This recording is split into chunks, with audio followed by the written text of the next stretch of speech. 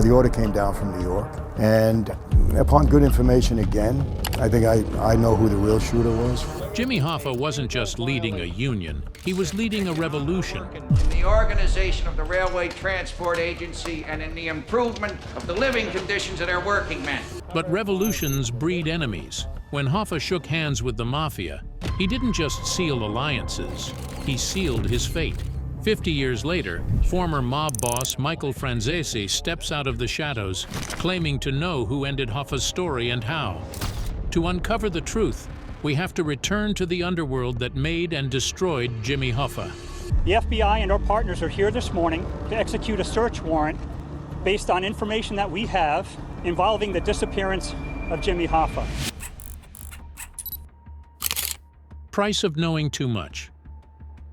Jimmy Hoffa wasn't just a labor leader, he was a powerhouse. Strong militant, willing to fight, and will not surrender nor will he lay down the battle. At one point, he held more influence than some politicians. Hoffa started from nothing, working long hours at the docks and warehouses before climbing his way up to become the boss of the International Brotherhood of Teamsters, or IBT. The union might have sounded ordinary, but it controlled the movement of nearly every product in North America. That kind of power made Hoffa one of the most important men in the country. He was determined to reclaim what he felt was his rightful role as president of the Teamsters. He didn't come from privilege.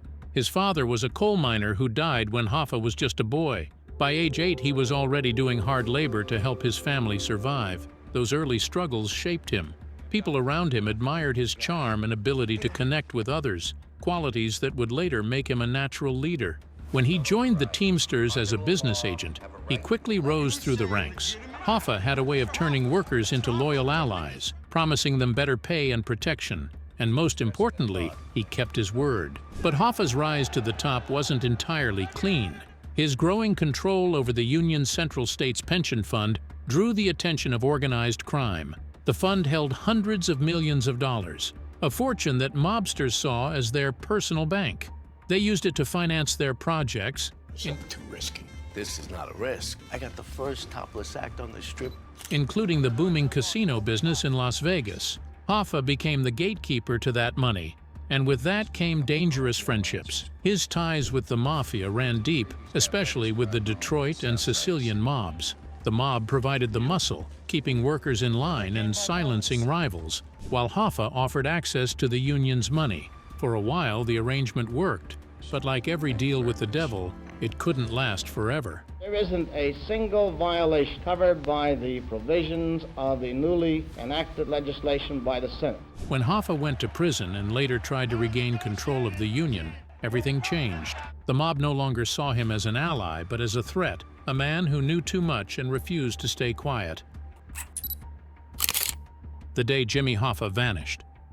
One of America's greatest mysteries, its origins right here in Metro Detroit. It all came down to one summer afternoon, 30th July 1975. Jimmy Hoffa, once one of the most powerful men in America, was seen for the last time outside the Machu's Red Fox restaurant in Bloomfield Township, Michigan. He was supposed to meet two major mob figures that day, Detroit boss Anthony "Tony Jack" Giacalone and New Jersey's feared mobster Anthony "Tony Pro" Provenzano. Hoffa arrived on time, but the men never did. Anthony Giacalone, who supposedly arranged a meeting between Hoffa and Anthony Provenzano so the two could patch up their friendship. After waiting for a while, Hoffa reportedly called his wife saying he'd been stood up and was heading home. But that drive never happened. From that moment on, he was gone. Not a trace, not a sound. After Jimmy Hoffa drives away in the burgundy Mercury Marquis, everything after that is a theory. It was as if someone had erased him from existence. His car was found in the restaurant parking lot, doors locked. No signs of a struggle, no blood, no witnesses. No ransom note ever came. The man who had once controlled America's biggest labor union simply vanished into thin air. The disappearance of Jimmy Hoffa quickly became the nation's biggest mystery and a chilling reminder of how deeply the Mafia's power ran through the veins of 20th century America. And with this disappearance really started the most fascinating mystery in the criminal annals of America. The FBI launched massive investigations that lasted for decades. They dug up fields, tore apart houses, searched under stadiums, and even drained lakes. Still, nothing. Hoffa's body has never been found. Nearly 50 years later, the case remains unsolved, keeping his name alive in every true crime discussion and conspiracy theory imaginable. But some believe the FBI might have been chasing the wrong clues all along. What if the real answer doesn't lie in another field or under another slab of concrete, but with someone who lived inside that world? Someone who knew exactly how the mob worked. That man might be Michael Franzese, a former high-ranking member of the Colombo crime family. Unlike most mobsters, Franzese walked away alive, with first-hand knowledge of how deals were made and how enemies disappeared. The Mob Insider. Michael Franzese knows. He spent nearly a decade in prison before walking away from the Mafia. Michael Franzese isn't your usual mobster story. He didn't grow up hustling on the streets or chasing small-time scores. He was born into the life of John Sonny Franzese, the feared underboss of New York's Colombo crime family. But unlike his father, Michael was different. He was smart, smooth, and well-educated. People called him the Yuppie Don because he mixed mob business with corporate strategy. He wasn't just running the streets, he was running numbers like a CEO. By his 30s, he had become a caporegime, or captain, in the Colombo family, leading his own crew and making serious money. What set him apart was his mind for business. While most mobsters were stuck in the old ways, Franzese found new ones, and his biggest breakthrough was the gasoline tax scam. The plan was simple but genius. He created shell companies that sold gas, collected taxes, and then vanished before paying a cent to the government. It was one of the smartest and most profitable schemes in mob history, pulling in millions of dollars every month. At his peak, Franzese was earning more than anyone else in the Mafia. Even Vanity Fair wrote about him, calling him one of the most successful figures in organized crime, not because of violence, but because of brains. But success in the mob always comes with a price. After a few years, federal agents caught up with him. Facing prison and possible death from his own associates, Franzese did something almost unheard of. He walked away. Leaving the Mafia was supposed to be a death sentence, yet somehow he survived. Since then, he's turned his life around, becoming an author, speaker, and media personality.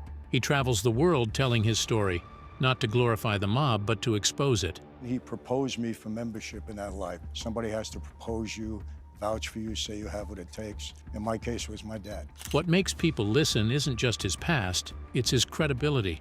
He was there. He sat at the tables where secrets were traded and lives were decided.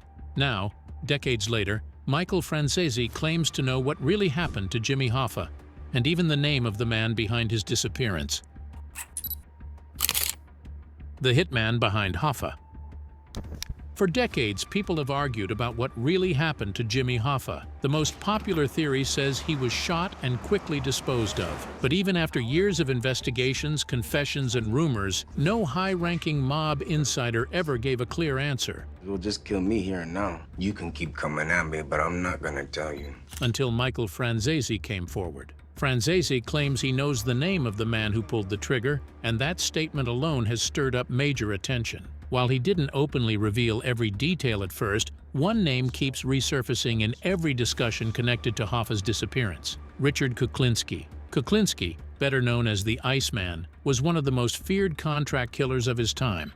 He earned his nickname for freezing his victims to hide their time of death. Known for his emotionless methods and brutal efficiency, Kuklinski later claimed he was the man who killed Hoffa. However, law enforcement never fully believed him, often dismissing his confession as an exaggeration from a murderer who loved the spotlight. But Franzese's involvement changes things. I keep up to date a little bit, but I mean, it's pretty much the same in the States. It's not any different. You know, these young guys, forget it, really. He wasn't the kind of man to chase headlines or spread street gossip. He based his claims on what he personally heard from high-level sources inside the Mafia, men who were part of the same inner circle that handled major hits and underworld business. As a caporegime in the Colombo family, Franzese moved in elite criminal circles where big jobs were quietly discussed. Over time, through conversations with trusted associates and other high-ranking mobsters, he began piecing together details about who was actually hired for the Hoffa job. According to Franzese, this wasn't just a rumor. It was information he'd heard directly from those who were there or knew the players involved. Yet, bound by omerta, the Mafia's code of silence, He couldn't speak about it while still part of that world. Only after leaving life and becoming a public figure did he start confirming what he knew. In 2018, during an interview with Valuetainment, Franzese hinted that he had solid proof, even a recorded tape that spells everything out. The name he revealed shook long-held theories about Hoffa's fate, forcing everyone to re-examine the story. It is also true their pensions, tremendous. They were much higher than they would have been had Hoffa not existed. Iceman theory. What if the man most people believed killed Jimmy Hoffa wasn't the killer at all? For years, that name has been Richard Kuklinski, a man so cold-blooded he earned the nickname the Iceman. But according to former mob boss Michael Franzese, the truth is far more complicated.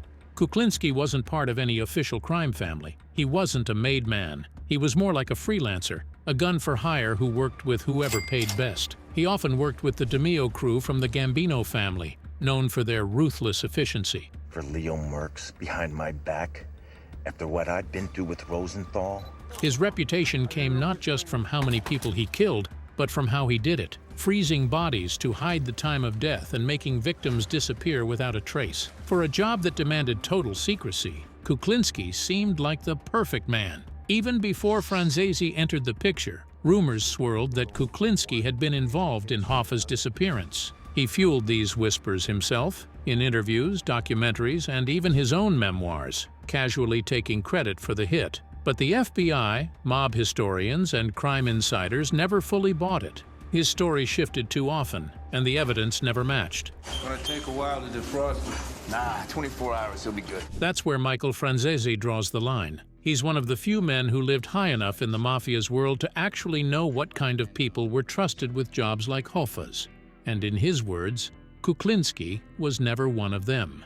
Franzese calls him a pathological liar, a man obsessed with attention who took credit for crimes he never committed. According to Franzese, the mob would never risk using an outsider like Kuklinski for something this major. Hoffa's death wasn't random, it was strategic. It required precision, planning, and silence, all things the Mafia guarded tightly within its inner circle. Bringing in a wild card like Kuklinski would have been unthinkable. Franzese insists that Kuklinski's story is just another distraction, a convenient smokescreen hiding the real power behind Hoffa's murder. Because in truth, the question isn't who pulled the trigger, but who gave the order. The mob guys were absolutely horrified as to what was going on. Power play that sealed Hoffa's fate. Power, greed, and betrayal. That's what Jimmy Hoffa was walking back into the moment he stepped out of prison. His freedom wasn't freedom at all. It was a ticking time bomb. In 1967, Hoffa was sentenced to 13 years for jury tampering and misusing union funds. But in 1971, President Richard Nixon commuted his sentence with one major condition. Hoffa couldn't engage in any union activity until 1980. For most people, that would have meant retirement. But Hoffa wasn't built to sit quietly. He had spent his life commanding the biggest labor union in America. He assigned 20 prosecutors to focus solely on the Teamsters Union and Jimmy Hoffa's ties to the mob. And he wasn't about to watch it slip away from the sidelines. He started pushing back, filing appeals, making calls, and meeting allies. His goal was simple: to reclaim his throne at the top of the Teamsters. But that ambition put him in direct conflict with the Mafia. While Hoffa was in prison, his hand-picked successor, Frank Fitzsimmons, took over the Teamsters presidency. And unlike Hoffa, Fitzsimmons played nice with the mob. Under Fitzsimmons, the Teamsters' massive Central States pension fund became the Mafia's golden goose. Millions of dollars flowed out as loans into casinos, hotels, and other mob-backed ventures. That is a lot of money for a kid like you, all right? Anybody asks you where you got it in Vegas playing craps. All right? Hoffa's return meant trouble. He was unpredictable, proud, and furious that his union had been turned into a criminal playground. The mob saw one clear problem. If Hoffa came back, the money pipeline closed. The only way to keep their control was to remove him permanently. Killing Hoffa wasn't a small job. It required approval from the Mafia's highest authority, the Commission. Leaders from Detroit, Chicago, and New York all had to agree. Detroit's partnership, led by the Zerilli and Tocco families, hosted the key discussions. The Genovese family in New York had their own reason to support the hit, especially since Anthony "Tony" Provenzano Once Hoffa's ally, now despised him. Even the Chicago outfit gave its blessing. Once the plan was in motion, everything moved with precision. Hoffa was lured to the Machus Red Fox restaurant under the pretense of a peace meeting, told that the mob wanted to settle things quietly. He arrived alone, trusting familiar names. What happened next was fast, silent, and final. And in the middle of this deadly web, one name keeps surfacing: Charles "Chucky" O'Brien. The driver and the deception. Imagine getting into a car you trust and never getting out. That's the shadow that hangs over Jimmy Hoffa's last known trip. Many believe Charles "Chucky" O'Brien, Hoffa's foster son and a top Teamsters organizer tied to the Detroit mob, was the driver who picked Hoffa up that night. O'Brien always denied any part in the disappearance, but investigators long suspected he was either an unwitting pawn or a willing player who handed Hoffa to his killers. Having someone close to Hoffa was key. It made Hoffa let down his guard.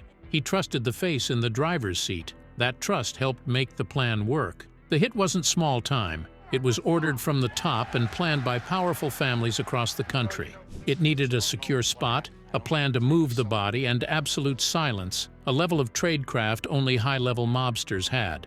It all began with the Red Fox setup. Hoffa sat in the Machus Red Fox parking lot, ready to meet two big names: Anthony "Tony Pro" Provenzano and Anthony "Tony Jack." They never showed. That absence was the signal. A second car pulled up. Hoffa got in, probably thinking he was going to a private meeting elsewhere. Instead, that drive was his last. The car left the busy restaurant and headed to a quiet place, likely a Detroit area home owned by a mob associate or a safe house. These were chosen because a normal house draws less attention than a warehouse or field. Inside a closed room with doors locked, the job could be done fast and without noise. For Hoffa, the moment the door shut behind him must have been the moment he realized the meeting was a trap. How he died is still debated. Richard Kuklinski claimed he stabbed Hoffa, but Kuklinski's confessions have long been questioned. No proof tied that claim to the scene. What is clear is that the operation was quick, meticulously planned, and ruthless. The killers had to act quickly, commit the murder, move the body, and clean up before the FBI or Hoffa's allies noticed he was gone. That level of speed and care points to pros at the top of the criminal world. Once Hoffa was gone, the real work began. Price of control. What if the real reason Jimmy Hoffa vanished wasn't revenge, but profit? Where's Jimmy Hoffa, the infamous union boss, last seen in 1975 and declared dead in '82? His body never found. That's where the trail leads once every other clue disappears. When Hoffa was erased from existence, investigators hit a wall that's lasted 50 years. Behind the mystery, it wasn't personal hatred that sealed his fate. It was money, billions of dollars worth. At the heart of it all was the Teamsters Central States Pension Fund, a financial empire built on the savings of working men and women. Hoffa had long used that money to build influence, but when he partnered with the Mafia to fund massive Las Vegas casinos and clubs, the lines blurred between union power and organized crime. It worked until Hoffa went to prison. His stand-in, Frank Fitzsimmons, wasn't the fighter Hoffa was. He was agreeable, quiet, and easy to control. For the mob, that was perfect. Under Fitzsimmons, the cash kept flowing. Loans from the pension fund were funneled into mob projects with no resistance. But when Hoffa got out of prison and started pushing to reclaim his position, the mob saw trouble ahead. His comeback threatened to cut off their most profitable pipeline. Hoffa's return wasn't just bad for business. It was catastrophic. The mob didn't care who led the Teamsters, only that the money stayed theirs. His removal wasn't about settling old grudges. It was about protecting a billion-dollar operation. Killing Hoffa was the easiest way to keep that stream alive. And it worked, at least for a while. With Hoffa gone, Fitzsimmons stayed at the top, and mob-backed loans rolled on. The Mafia's grip tightened. The working theory as to what befell Hoffa and why he was murdered at the hands of Detroit Mafia figures. Feeding an empire that lasted for years. It wasn't until the mid-1980s, when the government unleashed the RICO Act, that investigators finally broke the deep ties between the Teamsters and organized crime. Still, there's an irony buried in Hoffa's story. He began as a defender of the working class, a man who fought to give truck drivers better pay and protection. But in his quest to stay powerful, he made a deal with the same darkness that would destroy him. His death wasn't just a hit, it was a warning. The mob got their money. But in erasing Hoffa, did they also erase the last man capable of keeping their empire in check? The Vanishing Trail. The mob got what they wanted, Hoffa's silence and control of the Teamsters' money. But that success came with a cost. The Hoffa hit sent shockwaves across the country. A national icon vanished without a trace, and the government couldn't ignore it. The 1975 disappearance of Teamster boss and friend of organized crime Jimmy Hoffa is one of the great modern mysteries. Public outrage pushed the FBI and the Department of Justice into overdrive. From that point forward, bringing down organized crime wasn't just a goal, it became a mission. The heat was on, and it didn't stop. Federal pressure cracked the Mafia's structure from within. AKA in prison on a stack of corruption charges, the Mafia moved on to a mutually beneficial arrangement with its successor. Arrests, indictments, and betrayals followed. Longtime bosses became informants. The media turned every new lead into national headlines, and soon the mob's once glamorous image crumbled. The golden era of running unions and controlling Vegas was over. Hoffa's death had drawn a line in history, from open dominance to quiet survival in the shadows. But the mystery refused to die. As long as Hoffa's body remained missing, the story stayed alive, twisted, debated, and retold. Over the years, many stepped forward with the real story, each adding another layer of confusion. One of the most famous came from Frank the Irishman Sheeran, who claimed he personally shot Hoffa inside a Detroit house before his body was cremated. The tale inspired a Hollywood movie, but experts doubted it. They argued the Mafia wouldn't have trusted such a job to an Irishman, not for a hit this big. Then came Detroit mobster Tony Zerilli, who said Hoffa was buried in a shallow grave that was never moved. The FBI even dug up a field in 2013 based on his tip, but found nothing. More recently, in 2021, a dying landfill worker claimed Hoffa's body was buried in a steel drum under New Jersey's Pulaski Skyway. A landfill in Jersey City under the Pulaski Skyway, in which he said he buried Hoffa's body at that landfill. Again, nothing. Decades later, all we have are stories. No proof, no closure. But that's the power of this case. It's the one mystery that even time couldn't bury. If you had to bet your money on one theory, who do you think pulled the trigger?